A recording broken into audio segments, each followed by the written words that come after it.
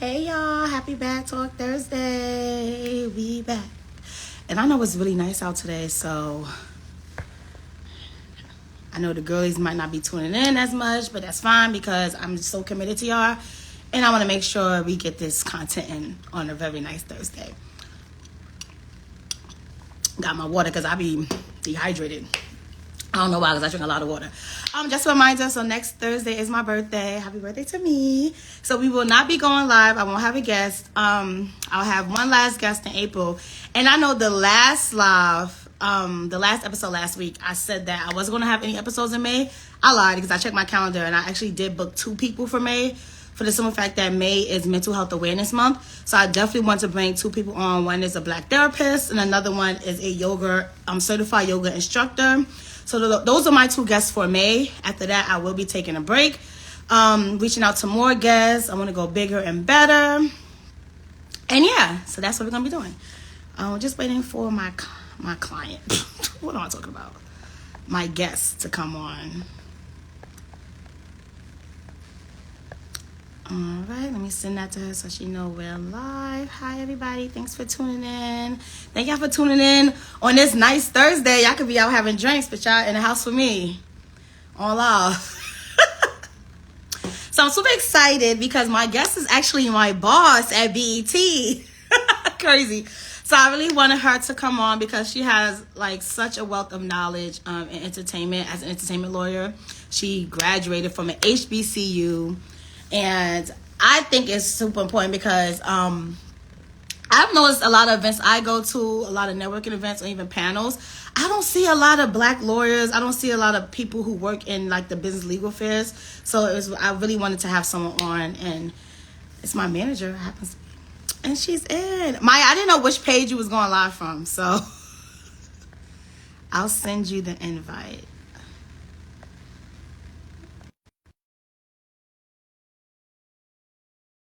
I could put your legal page. Let me edit this. Hi! I'm about to edit this because I put the other page. I'm like, is this, you know, you gotta separate. You gotta separate. Okay, let me post that and then let me pin that comment instead. Well, I gotta unpin this one. Okay, hold on. I'm messing up already. All right. Hey, Maya! All right. With the fresh braid. Right, my girl.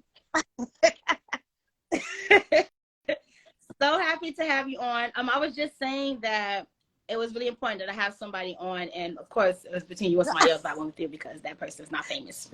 But I go to a lot of like events and I don't see a lot of like Black lawyers in these spaces I go to, which I don't like. And since I now work in business legal affairs, I now notice how it's such a like underrepresented niche, but super powerful. So if you could just tell us a little bit of how you got started and why you wanted to get into this field. I was one of those weird people who always kind of knew what she wanted to do growing up. I was like, you know, lawyer, it's cool. But I was really addicted to judge television shows. Like I love Judge Judy, Judge Hatchett, the OGs, like Judge Joe Brown, like the greats. Yes. And I just knew like a prosecutor, a defense attorney, and then like a judge. So I was like, okay. In high school and college, I'm like, I guess I got to be one of those, and did like internships. And I remember I did an internship twice at the Essex County Prosecutor's Office. Shout out to everybody there. And I hated it. Not because of like what I did, but like I was so emotionally attached. Like one time I was in the juvenile division and I'm like, oh my God, we gotta let the kids go. Like they need to go home. And I was like, you know, I won't be able to do this for the rest of my life. So I was sitting down, it was my senior year of college, and I was like, oh my God, I'm about to graduate. And like I thought I wanted to be a lawyer, and that ain't happening. Like I don't want to do that type of law. And I got some of the best advice ever from my dad, actually, who is a retired police officer. And he was like, you know, the law is really in everything. So like find what you love and find the law in that. And I was like, all right, like that's facts. So I sat down and I was like, I really like music and TV. Like I didn't know which one I wanted to do. But then came to find out that like in law school, that music involved a little too much math with, percentages and distribution. And I was like, nah, I'm not one of the math girls. So I stuck with TV and film, which is really where my heart was. And yeah, that's how I ended up here through networking. Shout out to my little sister, because through her I met, at that time she was the head of Bala, Khadijah at BET, and I met her, and she gave me the first like opportunity to intern with them as an undergrad my senior year, at the DC, where headquarters for BET. And that was like Black Wakanda. We had a whole lot. Like, it was lit. Like, if you could think about corporate Black excellence, like, everybody was Deborah Lee's office. You clicked the button, child, you went to Deborah Lee's floor. It was lit. Like, Christmas parties lit, Halloween parties lit. And I enjoyed going to work. And I realized that once I got that feeling, I was chasing that for the rest of my life. And I said, if I get paid to do this, like, that's the win right there. Mm-hmm. So when you go to, okay, so this is something I was always confused about. So when you decide you want to be a lawyer, you go to undergrad. You don't like major. No, in, like, so you can really major in anything. Right? Like, I did criminal justice because, again, I thought I was gonna be a prosecutor. Angela Valdez, like, I was the next Angela. I was doing it for all of us. Like, that was me. And then, so I did criminal justice, which was cool and all, but you don't have. I had people that I went to school with doctors who decided they wanted to do like law and switch. Anybody, economics. My line sister is an econ major and went to law school. Like, anything. So you don't have to. You just have to take the LSAT. And now I think GRE actually will get you into law school. So you don't have to major in anything law related to go. So when you go to law school, so say I want to be an entertainment lawyer. When you go to law school, how does that work? So it's like you take your basic bar classes to pass the bar, which is the test you of course have to take to be licensed in any state to practice. But you also have some type of or some flexibility in your schedule to take, I wouldn't say like electives because they don't call them electives in law school, but like I took entertainment law, I took a trademark class, which helped me like build that as a side skill. So you can take other things that aren't tested necessarily on the bar, but law school is really geared toward teaching, like making you a generalist. So while I can't, it's like going to the doctor. You have foot doctors, you have like, OBGYNs, you have different people, and they probably could help you with something else, but like that's not their specialty. So law school just gives you that like general. Right. The foundation. I always thought law school just prepares you for the test. I don't even prepare you for the test, but that's quiet as this guy. So what do you think would be, so say you knew you want to be an entertainment lawyer, what's something you think people in college you think should major in that might help them in their field? It really just like as a head start. Depends on what they want to do in entertainment law, because entertainment law is like a big umbrella in the legal space. Like, right. So you can be a litigator. You can be a transactional attorney. You can be almost anything and be tax attorney. Like, you could be anything in entertainment. It just depends on what you want to do. So if you want to be, let's say, in business and legal affairs, I would say having a background in business is amazing because you understand structurally, like, risk and things like that for the company, which is great. If you have a better understanding of the TV and film space in general, so you can get an arts degree, you can get like a film school degree, like anything like that, because you'll understand the players. You might not understand the business behind it, but if you can understand the players and how pieces of it move, that can make you help in like understanding the creative behind a project. So really, it just depends on what you love and how you can make that fit into entertainment. Okay. What is something that you thought going into this? Like, what is like a misconception you had going into this and you kind of was just like, well, this is not what so I was lucky enough to have entertainment law professor, shout out to Mo Ivory and RP to Ed Woods, who are my two professors in law school, who like really schooled me and hit me to the game of entertainment. And they had a phrase that was like, entertainment law is about show and business, and too many people are about the show and not enough about the business.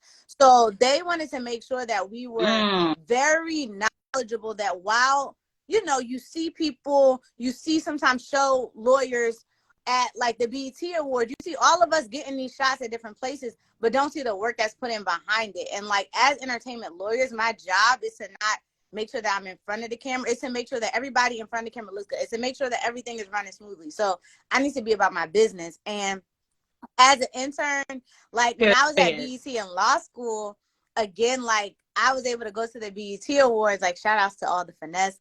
But I was able to go as an intern. Right. I'm like, you know how hard it is to go.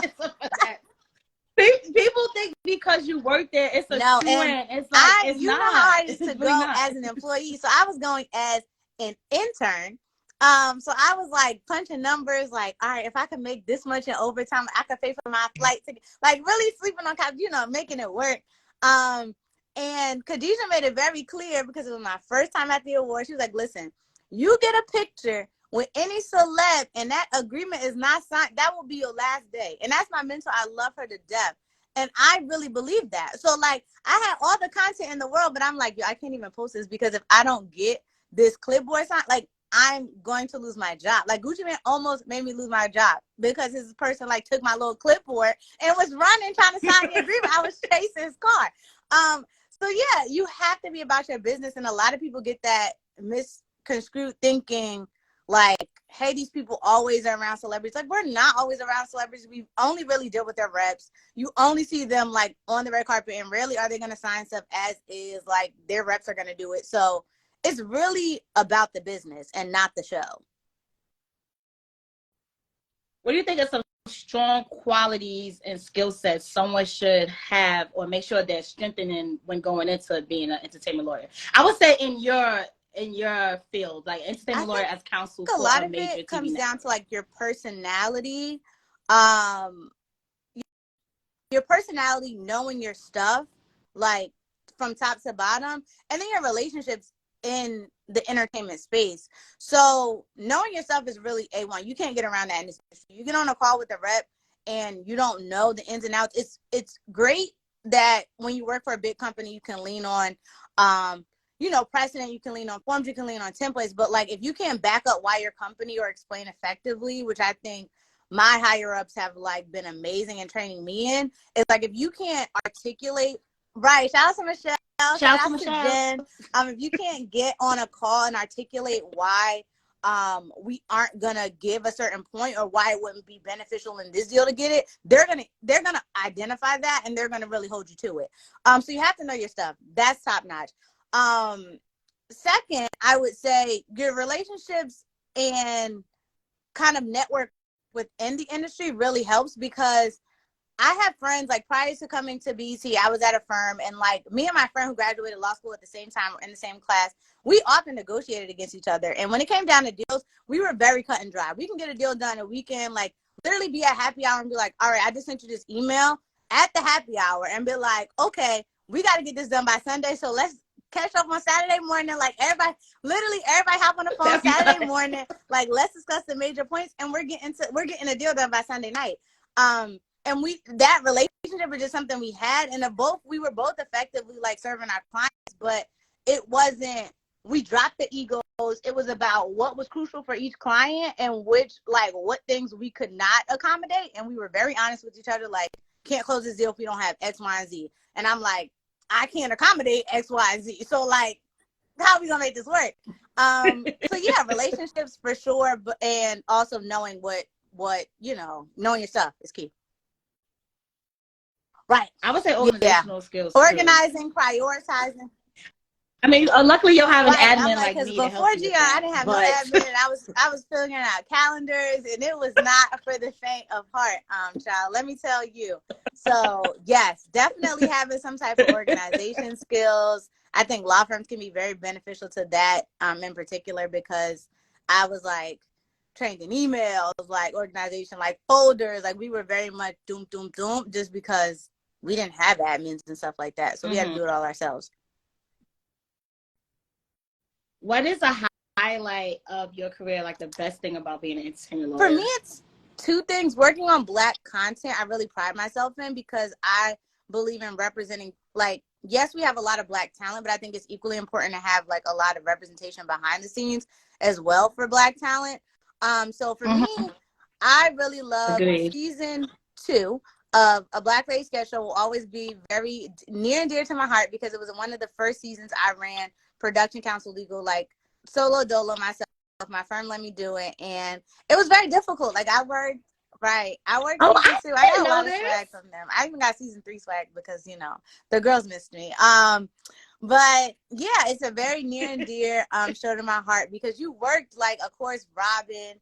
Like I was on calls with her. She was very big on, like, Black talent and not holding anybody back. It was a interesting time when, like, Quinta was starting, like, Abbott, and we didn't know, like, Abbott was Abbott. We were, like, letting her, like, basically take a leap for the show, and then we found out it was Abbott, and we were like, whoo.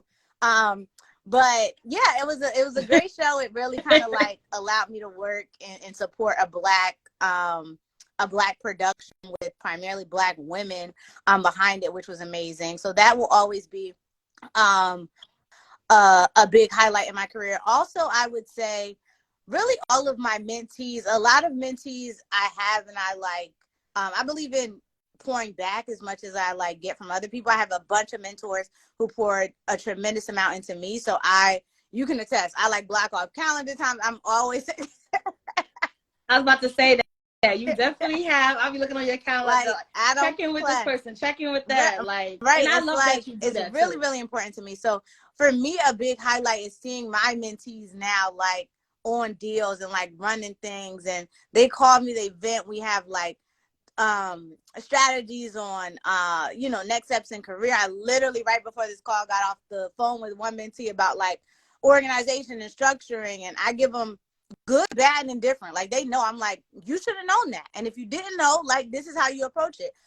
So for me, a key thing is pouring back. So I would say a highlight of my career is when I see other people that, like, I help just come up and thrive. And I like seeing other people win. Like right. That. That's that Taurus in you. That's right. that little bit of Taurus. Like, I get that because I'm a little it. bit Like, of Taurus. it's a little tea. Like, Mom, I'm proud. I be proud for people. It's crazy. I joined a program when I was mentoring people, and this is before I joined BT, and I was like, I don't know what I can provide for people. But in my mind, I'm like, I could just show people the hustle, how I really am hustling to get to where I want to be. And long story short, one of the girls who worked for production, Aisha, shout out to Aisha, and she was like, oh my God, I saw your name on an email. And I was just like, you motivate me to apply for this position. And I'm just like, you have BET too? Like, it was just good to see. So I kind of know what that feels like. Right. Like, I thought you did. Right. I didn't even know you applied, girl. And I feel like she started probably like 3 months after I did. And I was like, literally. So I love seeing other people come up. Definitely a highlight. And of course, my first little Black production, Black Lady Sex Show, was lit for me. Shout outs to them. Shout outs to 3B. Speaking of Black, what are some struggles that you think is unique to Black lawyers? I think oftentimes, like, I'm blessed that I was nurtured by an organization called the Black Entertainment and Sports Lawyers Association, also known as BSLA. I was a volunteer early on in my career as like a 2L, 3L, and I continue to like work with them now. But BSLA really nurtured me and made me comfortable amongst a lot of Black lawyers, and they poured into me. So I went to Howard around like a bunch of Black lawyers, professors, all that great jazz. But what I wasn't prepared for after graduation was like some of the struggles of being the only Black lawyer in a lot of spaces, whether it's firms, whether it's anything. And we all feel like we're confident in each other and like ourselves, but when you're really put to the test and like have to stand, really deep in like what you believe in, all that other jazz, it brings out a different side. So I think just knowing who you are, and I'm grateful for those opportunities sometimes, because I think it makes me show up as me no matter what the space is. So when I was prior to BT, I was at a firm, and at one point, now it's not that case. At one point, I was the only woman associate and the only Black associate at the same time at the firm. So it was great. I think, everyone was really open to like my thoughts, my ideas. But for me, I just felt like, I put that pressure on myself. And it was kind of like, once I dropped that and was like, and to me, it's my favorite movie is Set It Off. Like, I was just like, turned it up. Like, that is. Oh my God. that imposter syndrome when you like the Right. only black person and I'm everyone like, saying their movies, you right. try And to they think of used a to white movie literally, so you can it relate. was literally a running joke. They would talk about like, and I grew up and my parents are just, you know, blackity black. So like, I grew up around black culture and it's not, there's power in that. And like, for me, I didn't know a lot of white actors. I didn't know a lot of like any other stuff. So they would mention people when I'm in meetings, like Googling, like, what is that? Like, who is that? What were they in? Like, trying to think, like, I really don't know. I promise you it doesn't matter because as a person who also knows like some stuff in white culture, I'll mention movies. It doesn't give me like a gold star, like, oh, she's the chosen one. It's just like, they either don't believe me or they'll just be like, oh, okay, that's cool. And it's like, and it also okay, was like you're they not knew. Like they would sit there and be like, you don't know. And it just became like a little low-key running joke. Like Maya don't know. I'm like, if Maya knows and they're big talent. Like big talent. Mm-hmm. Right, literally. Like we all I'm know like, Brad we Pitt. all Like we so know I'm Angelina sitting there, but then Jolie. I'm like, y'all might not know Sanaa Lathan. Like y'all don't know these people. So like it's like, uh-huh. You know what's crazy though? They really don't No. know the people that we consider elites. Like I promise you, white people Right. are I'm just like, now knowing Mama about people Angela. like this, Right. So I'm which just is like, crazy. listen. Right. So it's Jennifer just like Lewis. mother. So it's just like, yeah, I had to really stand firm. And again, shout out to Khadijah because I was at Beasley and I'm like, yo, I don't know if I could do this. I felt a lot of pressure that I put on myself. And she was like, they hired you for you. Why are you being anything other than you? And I said, you know what? Mm-hmm. You're right. So I went back to the firm. Literally, I happened to be taking out my braids. Like, I'm like, oh, we about to turn this up. So like went into it. I'm like, I'm just gonna be me. It was a running joke that like if it was not a black person or like a black project, Maya didn't want to do it. And I'm like, period. And, and it helped me because like, you know, I got to work on cool black shows, black content. But it also, I think there's learning in being uncomfortable, whether it's you, whether it's the other people, like there's learning in that. So sometimes you have to sit in that for your benefit, for others' benefit. And it really brings out a different side for sure. Mm-hmm. So I'm seeing it. It's a lot of work being a lawyer. It's a lot of work. It doesn't stop in law school. How do you handle preventing burnout? Child, you got to have boundaries. We talk about boundaries all the time. Yeah. You know, right. I'm big on boundaries. I will call you out on boundaries. You will call me out on boundaries. I believe that is key. Having like distinct turn on, turn off times is really key. Also knowing your why helps. For me, it's oftentimes like, you know, you might think you're not doing it or killing it, but it's the validation you might get from your boss when you're unsure. It might be the validation of other people saying like, yo, you're out here killing it, or like, I look up to you. That's great. And also like for me, I got one of the biggest pieces of advice recently from another lawyer that I met at Beasley. And oftentimes it can apply to anyone generally, not even just lawyers, but she was saying that you have to do what's best for you. And like she was like, you have to make accommodations, you have to make, you know, whatever soft life. Like we're living this soft life. We're not trying to work to our dying days. So if you have to like order HelloFresh, Uber Eats, like whatever to accommodate and like take that stress off your mind, do it. She was like, I have a cleaning lady. It cleans my house. I have a cook that cooks my food. Like, right? She was like, I have a cleaning lady. I have somebody that house manages my house.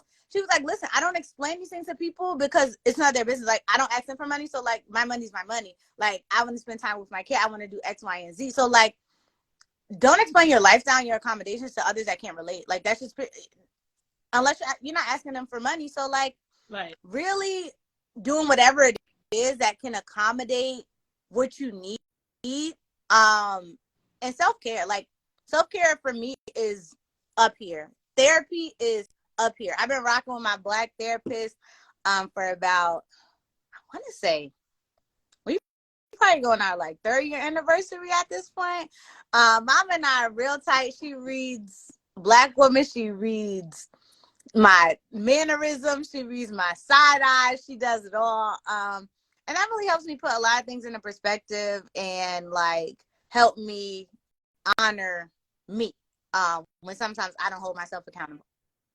You are the full like image of adulting. Like you work out every morning, you have your therapist, Right. you are I'm about taking to swimming start golf. classes before work. Like when you have your mind on something, you be on it, and I really admire that because it shows me how disciplined you are. And I know your workload is more crazy than mine, so it tells me like Gian, if she can make the time to But do it, it's get your also, ass up you in the morning don't and see, do I it. think we also have Like to that get out of the motivates picture. We me. live in a society, in a world, especially with social media, where we see the highlights of people's best of. So like, yeah, y'all see me getting up at 5:30. Shout out to the 5:30 workout crew. 5:30 workout crew, but like I'm also back home by 7 a.m. and sleep back in bed by like 7:30 to like 9 o'clock, taking a nap, and then my coffee is born. So like people don't see when I'm resting before I get up and check my computer. Right? I'm like, there's hard nap times in that to like function. There's also, I think the getting up part is the you can part do a that's lot like of things. super I think crazy. discipline That's pushes you like, when you know, your body can't. So I'm a firm believer in discipline. So, but yeah, I think again, you got to know your whys. We often see each other's best stuffs, but you have to run your own race. You can't compare yourself to nobody. I am like, if I can't do that, that's not in my ministry. People do stuff on Instagram. I'm like, good for you. Good for you. I'm cheering for you. Right. like, you I'm know like, what, it's a girl, good you do that. inspiration because like 4 people hit me up and was like, girl, I'm in swim lessons now. I'm like, I know that's right. We all swimming out here, but I'm done with swim lessons. I'm on the golf this year. So like, I'm like, I might not be Michael Phelps, but that was never my goal. Like, I just wanted to be able to get in. Now I'm on the golf. So like, it's just about, You just right. wanted to The swim with it the was the dolphins turtles, for but your yeah, trip. I just had to do that for me, right? And A I could turtle. do a little something now. That's all I need to tread, you know, not drown. So I have a lot of artists and creatives who kind of tune into my stuff. So as someone who's worked on major talent deals and host deals, all types of things, what do you think are some key things you can share as advice to those who are probably just navigating and just, I would say, representing themselves? Now, I come from a very creative background family. My mom went to art school. My brother went to the same art school. Both of them like love music. And he has a bunch of like music friends. So if they ask me to like reach out swiftly or like give them the kind of just of an agreement, and we go through this often, I'm like, listen, right. I said, I share Right. my I'm little like, influencer you agreement got like, to make Maya, sure is your this money's good? right. Like, above all else, your money's right. You also make sure your term.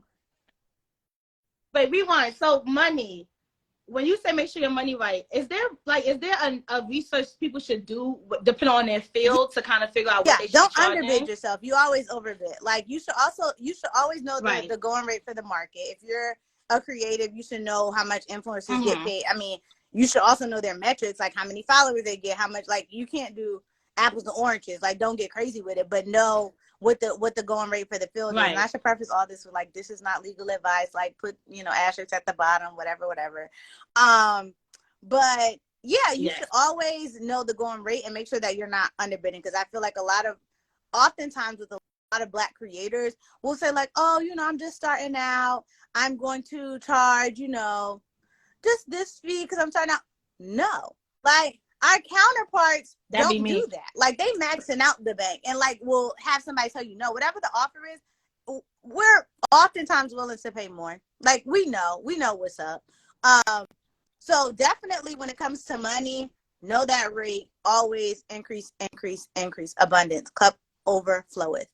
Know that term date, whatever that term date is, know what in detail, what is required of you. And more importantly, who owns whatever is coming about. So whether it's a lot of times in agreements, there's like work for hire language. And that means that if you're doing a project or whatever it is that the contract's for, they will own, not all contracts, but a lot of them have work for hire language, and they will own the content or whatever results and proceeds come about from whatever you post, whatever you do. It allows them to distribute it in whatever way they want. and utilize it in that way. So if that's something that's a problem for you, if you want to own your content, that might be something you push back. Again, not every deal is like that, but in general, a lot of them do have stuff like that. You always want to look at a confidentiality provision. You want to look at any type of promotional services provision, because now with a lot of content creators, what we're seeing pushback on is,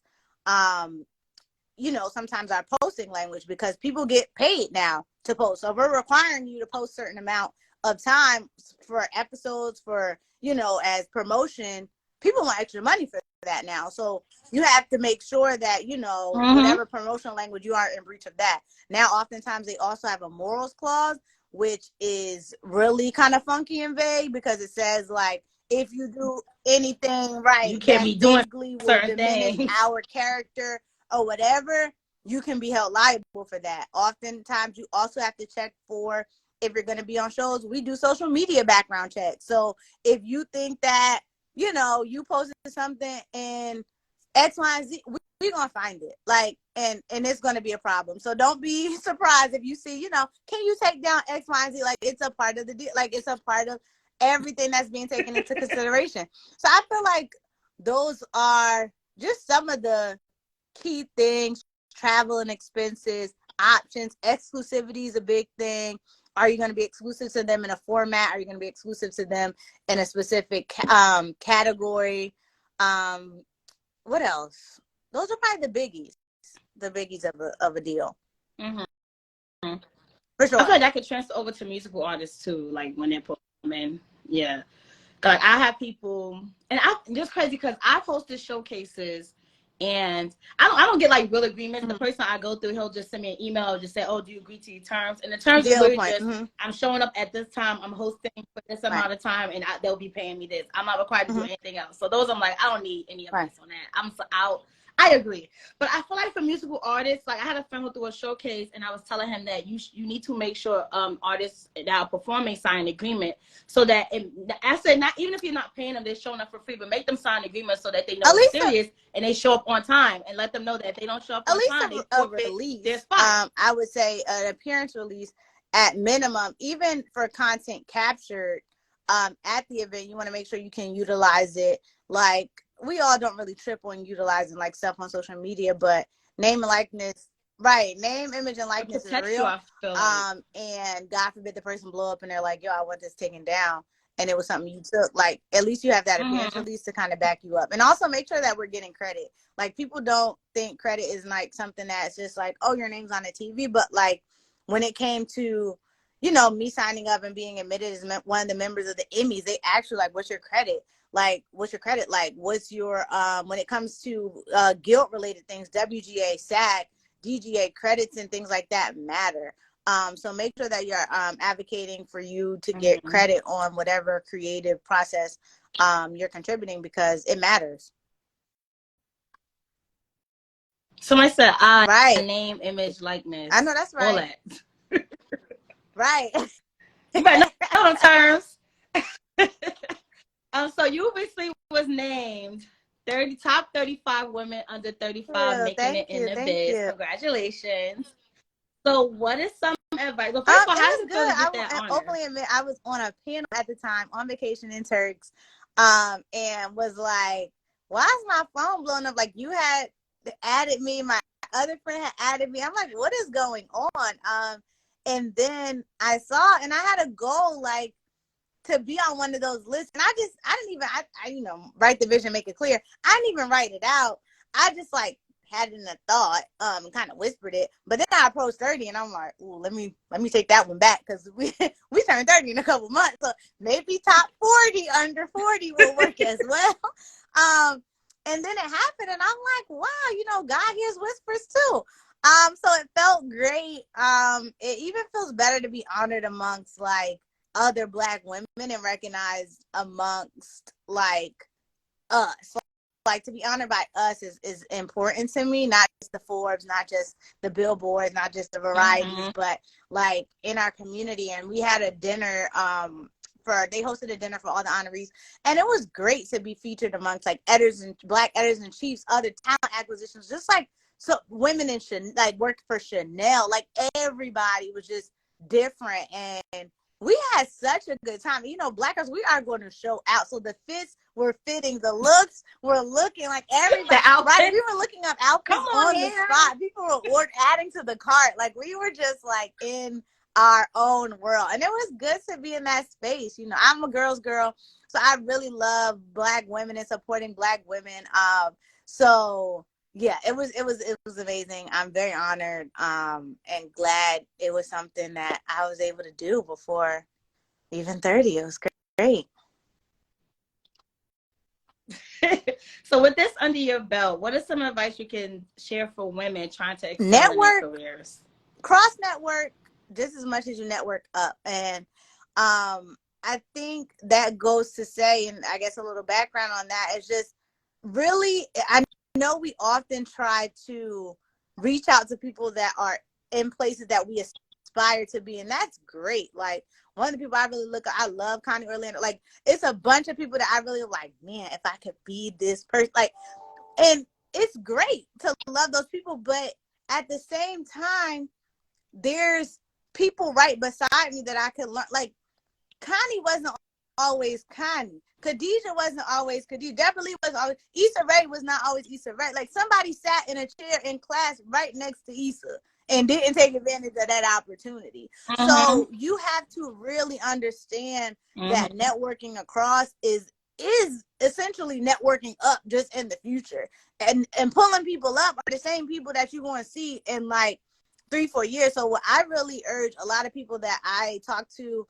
and like help mentor in law school, I'm like, I pour so much into y'all because y'all literally gonna be on deals across from me in like 0.5 seconds. Like I would be foolish to not think of such. Like I want y'all to be good lawyers. I'm not negotiating against somebody who don't understand what is going on. So really taking that opportunity to network amongst each other, really help each other out in any way that we can. Like all of us that were in that room follow each other. Like we all like, girl, yes, look at that bag, look at this event, like getting it at the gym. Like you would think that we all was there for literally a weekend retreat, the way we all are sliding into each other's DMs. But it's just great. And really key to success. I don't believe in doing it alone. Like it's no fun in that. No fun in that. Outside of Bees, what are some other like networks people should be joining to meet, I guess, other Black lawyers, you know? Right. So I would say there's another group called Diverse Representation, which is actually really good for a lot of creatives because it links you. They have a big list on their website. It's all Black agents, firms, creatives, publishers. Like it's just a big list of Black resources for creatives that are like, if they're in need. It's diverse representation, and it diverse. Yeah, it literally goes down to the name. And the goal of the group is to, similar to my point earlier this morning or earlier today, was making sure that we're representing our people behind the scenes as much as like, you know, we are in front of the scenes. So they really highlight Black sports agents, like the Eagles quarterback was rep by, you know, a Black woman. So they were highlighting that. Like we love various artists who have, you know, Black attorneys. I know Lotto's attorney's Black. We're very cool. Bernie, you know, Rick Ross's attorney is a Black man. We're all like, we want, right. I'm like, shout out to LeBron. So yeah, it's just about making sure that we are representing ourselves and our celebrities, and making sure that these contracts are in a great space for us to live right and like for us to do right by us. Right. I literally had a question. I forgot what I was going to ask about. You said Rick Ross and it triggered something in my mind. Oh, working with celebrities. You don't work necessarily with celebrities, but what are some of your favorite deals that you worked on? I already know the answer to this, but I just want this to be recorded. I'm trying to think. Right. I think I know. You think it's too long. I really like working on, I can't say that one because it's not greenlit. I was about to say one, but it's in the works. But Right. I'm like, I I was on a forgot about it. deal Yeah. for my company that I work for. And we were in negotiations with one of my favorite childhood rappers. And we ended up closing a deal with the production company. And yeah, as like we were on a call and I was discussing how much, you know, as a team, I was a big fan, and still have my like t-shirt, my little Scream Tour t-shirt from back in the day. And they were like, yo, when we're in town or what might have you, I'll hit you and you come to the concert. So like the week came and like I didn't hear nothing. So I'm like, oh, they bluffing. But then they came through with your girl's tickets and I got good floor seats. I got to meet him backstage. We were all kicking it cool. Yeah, that was one of probably like my celebrity highlights was meeting him. I also, as an intern, like BT Awards pre-COVID was like that first one was really lit. Like it was Cardi, Summer, Bodak Yellow. Like I was chilling in her dressing room because I had to get her a signed agreement, and she was super cool. And she was just like, "Yeah, girl, you know, da da da da." And she was signing whatever. I mean, thank you, Cardi. But like signing whatever. Gucci and Meek were up paying rolling dice on top of the daggone rolling dice on the top. Not He the literally rolling just got dice. out released that summer. The BET Awards was his first performance out. That was on the rooftop of the garage where all of them were parking. BET Awards. It was just like everybody. We just met so many celebs, and everyone was just so cool. Diddy's kids were cool. Reginae, Carter, Farnsworth, Bentley. Like we were doing lunch. Also at Beasley, you meet dumb people. I was in the elevator with Rick Ross because his attorney. He was being honored that year. And he was just like, hi, my name is like, you know, giving me like his real government. And I'm like, yo, this is cool. This past Beasley got to kick it with Tashina Arnold. She's dumb cool. Oh yeah, Wait, it be celebrities Nice was after honored Beast this year. conference? He was there. Tashina Arnold Surprise. and her sister Tashina was honored this year. So she was at the pool with us, like did lunch with me and Khadijah. Like she was very nice. Yeah. I would say for me, the person I've met that I was like shocked that I really was like, oh my God, I really like you, was when I worked at Hip Hop Awards and I got to escort Joey Badass. But I was gonna be so much. And He's so what fun. you about to say? He is gorgeous. But like the way he walked in though, he had like a scowl on his face. I thought he was annoyed. I'm like, oh, he is not gonna like me. So I said something. I was like, maybe I should talk to him. I'll talk to his publicist. I was talking to his publicist, was cool, white guy. And as soon as I speak to publicist, he's like, where you from? I'm like, I'm from Brooklyn. He was like, oh, where me too? I was like, obviously I know that. He's like, what school you went to? And so I'm naming all my schools. He was like, oh, so you really be in the hood. I'm are like, really yeah, people too. Like people get so like shell shocked, but they are so, you know. He was mad cool. He was just like, oh, when we get the end, you want to take a picture? I was like, I can't. I'm gonna get in trouble. He was like, oh, you professional. Right. I'm like, I should have got my picture. But he was mad cool, and I think also why I think he had to me he had a scalp. I think allegedly because we don't know. Allegedly. Allegedly. I like allegedly. But yes. Yeah, Remy, you met Remy. She was nice. Yes, but that was crazy though. That whole it wasn't had nothing to do with her. It was just I think someone else wanted to escort her, and Remy was like, "No, I want her." About me, and I was just like, "Right." So we love Remy, come on. All because I said yes, dress, and like her dress had like the train, and I was like picking it up because I was like, y'all, like it's a over here. This celebs are really way more cool than a lot of people imagine, and are truly people. Like at the end of the day, so I tell people I'm not gonna lose my job over any celebrity, and the only person you're gonna have to like, I feel like worry about me fangirling over is Beyonce. And I don't know if I'm gonna get that. I don't know if I'm gonna get that close at this point, but it's been plenty. I think I was at a movie premiere. Right, I was at I will get tackled. Premiere, and who was behind me? Somebody. It was at my old firm. I was seeing Harriet. That Harriet Tubman movie that came out that we did production legal on, and somebody was kicking my seat, you know, in the movie theater, and I'm like, who is kicking my seat, you know, it's blackity this. So I'm turning around, about to turn up, and it was Felicia Rashad, and I'm like, sorry, ma'am, kick my seat if you like, right? I'm like, Claire, That's it's mama. okay, just kick my seat, it's cool.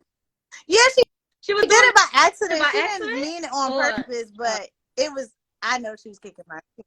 Right. that Hey, face gonna fall. Claire. Right. Like it was hey, mama. So yeah, it's people are people, and she was more than one. I think I don't get starstruck. I just get in the moment of, oh my God, I'm here. Like, look at all these people. But also, you know me, I'm very ambitious. So I get back into work mode. Like, what's for me? If there's an opportunity for me to get the pictures I want with a celebrity, it will happen. But let me just focus on the work, because the goal is Right. I don't want to These is not be always invited in the back back again. of my head, and I will forever be like, do your job, otherwise you will get fired. So in my mind, it's always like, I don't got time. Like, I don't got time. And I also don't like to look like that person. Like, if we're cool, we're chilling. Like, again, I've been in spaces with these people, and I don't have photos to show for half of them. No. I don't even know how to For me, ask, I don't think it's appropriate, honestly. especially being like an attorney. For me, it's just like, you know, you're supposed to be looked at as like the reps and be in this space often. And I also think like sometimes when you fangirl, it's just like, but I also think that I am. So like, do you want a picture with me? Like, so it's just like a child. Right. I mean, Beyonce walking the room, but like, and she's also likely not walking into my rooms. Let's be clear. But you never know. But if she did, you're going to go from, I'm professional to enough, I probably still wouldn't take advantage of the opportunity. I can say that I would be too, like, what are you going to say to Beyonce? I'll tell someone I'm about to walk by Beyonce. See, that's the best way to do it. I'm not going to say Beyonce, like, if I'm supposed to be like, Beyonce, like, I'd rather get cool with her manager and then be like, now someone, her entourage just sitting next to me, I will casually not talk to them, but talk to someone. Like, we won't have to make up a fake conversation to be like, this is so great for us to be working for BET, to be in this room, and we really love Beyonce. She looks amazing. Wow, it'd be great to kind of say hi to her. You know, hopefully the person hears. I'm like, Yvette, like, can me and Yvette be cool? So then Yvette can invite me to this. Like, can I be... Right, like, I'm just like, you know, come here, like, let's do that. That's my mind. I'm like, I don't want to be cool with you. I want to be cool with Yvette. Like, she's the real key. Right. You gotta be cool with the people I around somebody them. that interned at Parkwood in law school, and I'm like, but how? Like, how did that internship come? So yeah, celebrities are, again, people. They're outliers, exceptions to every rule. I'm sure we all can be like, you know, we would fan girl, boy, person over. But yeah, at the end of the day, I'm about the business, child. Right. As you should be. As you should be. So as we come to an end, any final advice you want to share to those looking to pursue a career in entertainment law? I would say as a counsel for a network, because I know it's such a broad thing. So I'm about to bring on so many other people. I think to me, a big part, especially trying to break into the industry, is like, the dream is real. It's a phrase often used. Like, the dream is real, the hustle is sold separately. So when you are trying to break into this industry, there are plenty of times, like, I went to law school at Howard Law in DC, and that's not a big hub for entertainment law. So there are plenty of times where I was like catching buses. Like, I remember I was trying to get my internship at Viacom at the time, now Paramount, for the summer. I was doing lunches with execs that I now work with, and they didn't even know I was coming from DC. Like, I would just literally come in on a boat bus, mega bus, hoping they was going, you know, be on time, because, you know, child, to make lunch, to make coffee, and then be on like the next one back home for a lecture that night. Like, and that's what I would just focus on. So like, really laser in and focus on what you want to do, and make sure that you foster relationships. It's all good to make relationships in the industry, but like, you also have to feed into those relationships and learn whatever it is that it takes to sustain. Every person is not the same. Like every relationship is not the same. So you have to kind of adapt and learn which ones. And also don't be the type to just always go around asking for something. Like you can always tell a person who's gonna get on the phone and be like, hey, can I have an internship here? Or like, I'm really interested in this. And there's nothing wrong with getting straight to the point. There's nothing wrong with asking. But I think people in general are much more willing to offer assistance to people and help people when they are a help to them and they show like, you know, I really want to help you, right? That they're trying. So like, be of assistance, be a hustler at the end of the day, because you won't make, like, this industry is not made for people who just want to like, hey, I'm here, right? It's not. You can't wait. You can't wait for opportunities to come to you. That's not it. Right. And then also at the end of the day, as you progress, just know that like things that you I'm getting better at this myself, is that appreciate where you are, because one day you're gonna look up and realize that like you're living in at least one of your blessings that you prayed for. And oftentimes, and when you're in that hustle culture, you tend to overlook and focus on the next. But sometimes you have to realize like, all right, let's focus on the next. But right now, like 5 years ago, I prayed to be exactly right here. Like 2 years ago, 10 days ago, 5 hours ago, I prayed to be right here. Right? It's just like you have to really learn and appreciate that, because if you look up and are always chasing the next, you won't appreciate the blessing that is the current. So create that healthy balance between the hustle and the stillness, I'd say. I agree. My friends actually remind me, honestly, they'll remind me and say, Gian, like, you literally said you wanted to do this and you're doing it. And I'll be like, you know what? I really am, right? Shout out because I'm always to the villages. I'm here. What's the Villages really are the king. My village does the same. They go up crazy in the group chats. I would not be here without my friends constantly pushing me, supporting me, reminding me when I have imposter syndrome and I'm like doubting myself. Like, just reminding me of who I am. Friends don't care if you're featured in Forbes, this, that, whatever. They just here to go up for any and everything. They don't care. Right. Like, I've been through this about her. I'm glad y'all catching on. Moms be on my live. Like, shout out to Missy and Joe. She watching. Like, that's my best friend mom. So yeah, I just think villages are important. Yeah. So lastly, just access to everyone. It throws everyone in for loop.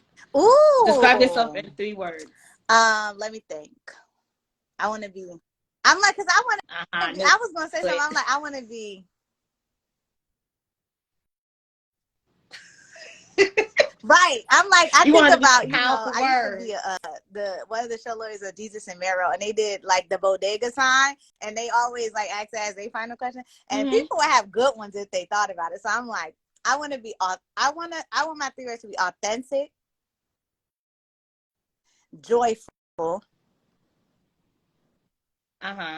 and